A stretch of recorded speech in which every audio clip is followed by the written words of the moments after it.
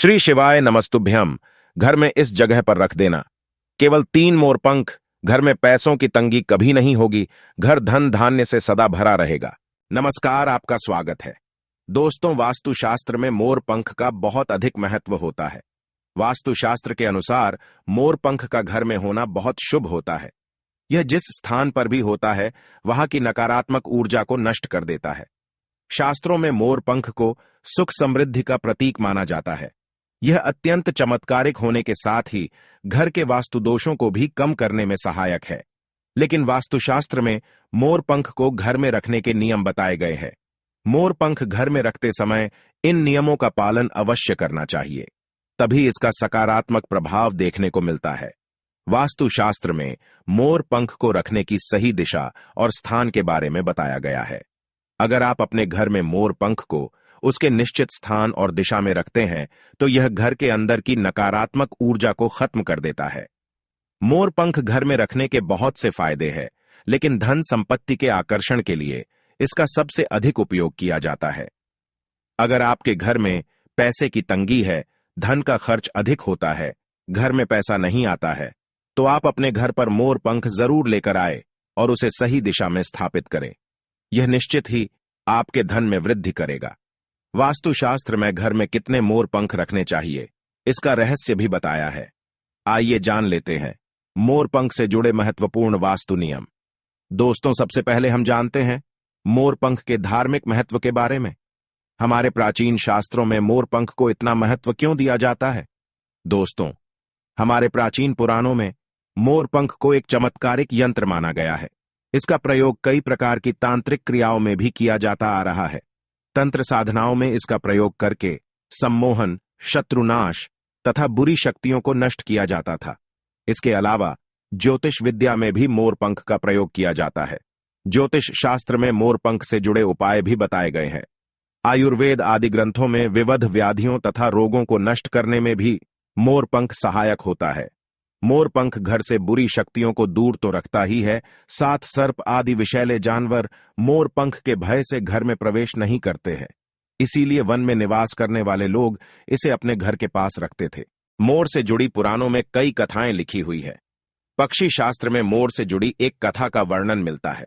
प्राचीन युग में संध्या नाम का एक असुर हुआ करता था। वह बहुत ही शक्तिशाली और बड़ा तपस्वी था। गुरु शुक्राचार्य से विद्या प्राप्त करके संध्या नाम का असुर देवताओं को अपना शत्रु मानने लगा था। उसने ब्रह्मदेव और भगवान शिव से वरदान प्राप्त किया और बहुत अधिक शक्तिशाली बन गया।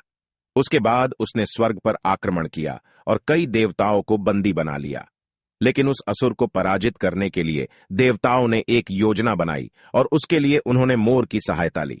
सभी देवता और 9 ग्रह मोर के पंखों में विराजित हो गए, जिससे मोर बहुत ही अधिक शक्तिशाली बन गया और विशालकाय रूप धारण करके उस मोर ने संध्या असुर पर आक्रमण कर दिया। इस युद्ध में संध्या असुर का वध हो गया और देवताओं को उनका आधिपत्य फिर से प्राप्त हुआ। सभी देवताओं ने मोर की प्रशंसा की और उसे भी पूजनीय होने का वरदान दे दिया। तभी से मोर को बहुत ही पवित्र माना जाता है।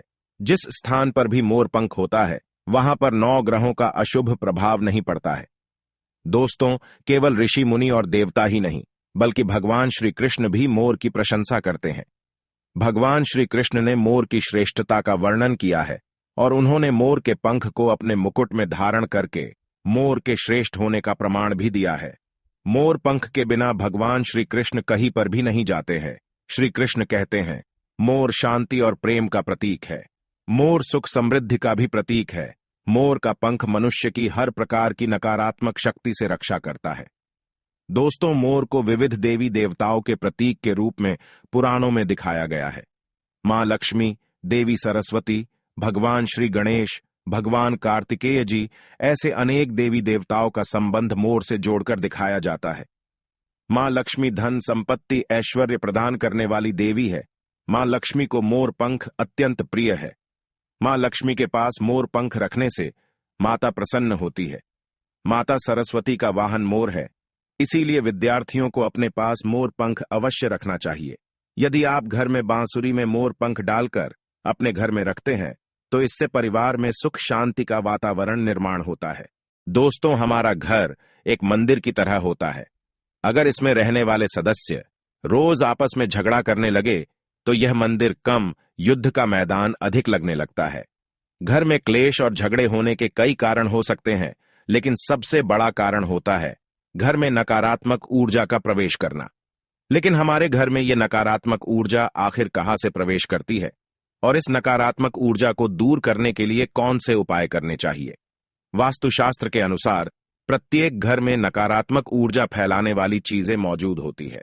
इन वस्तुओं के बिना हमारा घर चल नहीं पाता है। इन वस्तुओं को तो हम घर से बाहर नहीं निकाल सकते हैं, लेकिन उस नकारात्मक ऊर्जा को अवश्य बाहर निकाल सकते हैं। इसके लिए हमें मोर पंख का प्रयोग करना चाहिए। आप मोर पंख ले और उसे अपने घर के मुख्य द्वार के पास हवा में जोर जोर से हिलाए। इससे आपके घर के अंदर की नकारात्मक ऊर्जा आपके घर से बाहर चली जाएगी। अगर आप रोज सुबह ऐसा करते हैं तो आपके घर के अंदर की संपूर्ण नकारात्मक ऊर्जा धीरे धीरे समाप्त हो जाएगी और आपके घर में सकारात्मक वातावरण का निर्माण होगा। इसी बात को ध्यान रखते हुए आज हम आपको बताएंगे कि घर में वो कौन सी 3 जगह है जहां पर आपको मोर पंख जरूर रखना चाहिए, और इन जगहों पर अगर आप मोर पंख रख देते हैं तो आपके घर में भी सबसे अधिक सकारात्मक ऊर्जा बनी रहेंगी। सबसे पहली बात, घर से नकारात्मक ऊर्जा को दूर करने के लिए अगर घर में नकारात्मक ऊर्जा है और परिवार के सदस्यों की तरक्की में अड़चने निर्माण हो रही है, तो आप अपने मुख्य द्वार के ऊपर गणेश जी की प्रतिमा रखें और प्रतिमा की दोनों ओर मोर पंख अवश्य रखें। इससे आपके घर में किसी भी प्रकार की नकारात्मक ऊर्जा प्रवेश नहीं कर पाएगी। यदि आपका मुख्य द्वार वास्तुशास्त्र के नियमों के विरुद्ध है तो आप मुख्य द्वार पर मोर पंख अवश्य रखें। इससे वास्तु दोष समाप्त हो जाएंगे। दूसरी बात, ग्रहों के दुष्प्रभाव से बचने के लिए अगर घर के सदस्यों पर ग्रहों का दुष्प्रभाव है अथवा ग्रहों की स्थिति खराब चल रही है तो मोर पंख ले और उस पर गंगा जल अथवा शुद्ध जल का छिड़काव करे। फिर इसे ऐसे स्थान पर रख दे जहां पर यह किसी को दिखाई न दे। इससे गृह शांत होने में मदद मिलती है। तीसरी बात, बुरी नजर से बचने के लिए अगर घर के किसी सदस्य अथवा बालक को बुरी नजर लगी है या उस पर किसी की बुरी नजर का प्रभाव पड़ा है तो सोते समय उस व्यक्ति के तकिए के नीचे मोर पंख रखे और दूसरे दिन इसे किसी बहते जल में अथवा कुएं में डाल दे। इससे बुरी नजर उतर जाती है। चौथी बात, पढ़ाई में मन नहीं लगता है। अगर घर के विद्यार्थियों का पढ़ाई में मन नहीं लगता है, उनकी याददाश्त कमजोर है, पढ़ाई करते समय बार बार नींद आती है, तो विद्यार्थियों को मां सरस्वती के सामने मोर पंख रखकर दूसरे दिन उस मोर पंख को अपनी किताबों में रखना चाहिए। इससे विद्यार्थियों में एकाग्रता बढ़ेगी और मां सरस्वती की कृपा बनी रहेगी। 5वां उपाय, दुष्ट शत्रुओं से छुटकारा पाने के लिए अगर कोई शत्रु जानबूझकर आपको परेशान कर रहा है और बार बार आपको नुकसान पहुंचाने का प्रयास करता है तो मंगलवार के दिन हनुमान जी की मस्तक का सिंदूर मोर पंख पर लगाए और सुबह के समय बिना नहाए ही इसे बहते हुए जल प्रवाह में अथवा कुएं में डाल दे। इससे शत्रुओं से छुटकारा मिलता है। छठी बात, मन वांछित फल प्राप्ति के लिए अगर मन की कोई इच्छा अधूरी है, कई दिनों तक कोशिश करने के पश्चात भी मन वांछित फल प्राप्त नहीं होता है, कार्यों में बार बार रुकावट आ रही है, तो आप राधा कृष्ण के मंदिर में जाकर भगवान श्री कृष्ण को मोर पंख चढ़ाए अथवा घर में ही श्री कृष्ण की मूर्ति पर मोर पंख लगाए और अपनी इच्छा उनके सामने प्रकट करे।